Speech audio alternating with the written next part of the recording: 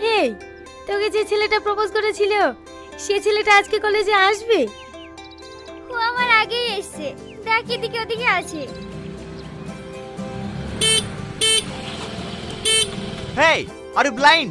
দেখাতে পারো না? গাদা খোদা।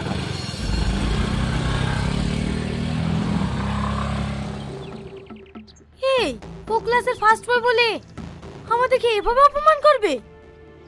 আমি ওটাই ভাবি। আচ্ছা জোসনা, আমি দেখতে খারাপ ওই জন্য কেউ আমাকে সহ্য করতে পারে না? তোরা ভুল বলছিস, ও কোনো মেয়েকে পাত্তা দেয় না। চল।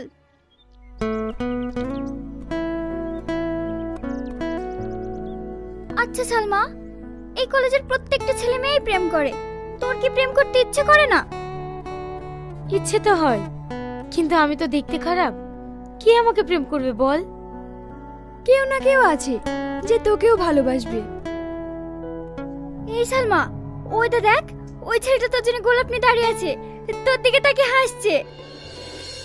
না না, আমি প্রেম করব না। তুই একটু আগেই বললি আমার প্রেম করতে ইচ্ছে করে, আর এখন প্রেম করব না বললেই হবে? চল, ছেলেটা তোকে প্রপোজ করবে আর তুই অ্যাকসেপ্ট করে নিবি। I love you. আমি তোমাকে অনেক ভালোবাসি। I love you two.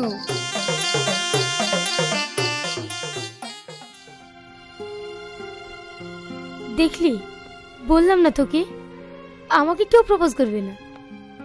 মন খারাপ করিসনি, দেখবি তোর জীবনে এমন একটা রাজপুত্র আসবে যে তোকে অনেক অনেক বেশি ভালোবাসবে। ফালতু বকিস না তো, চল, ক্লাসে টাইম হয়ে যাচ্ছে।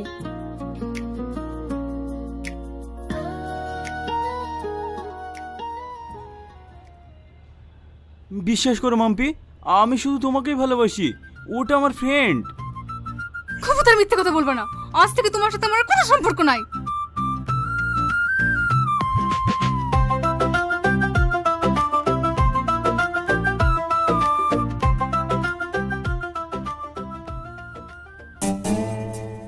একবার আমার কথাটা বোঝার চেষ্টা করো। হাত ছাড়ো আমার, খবরদার আমাকে টাচ করবে না।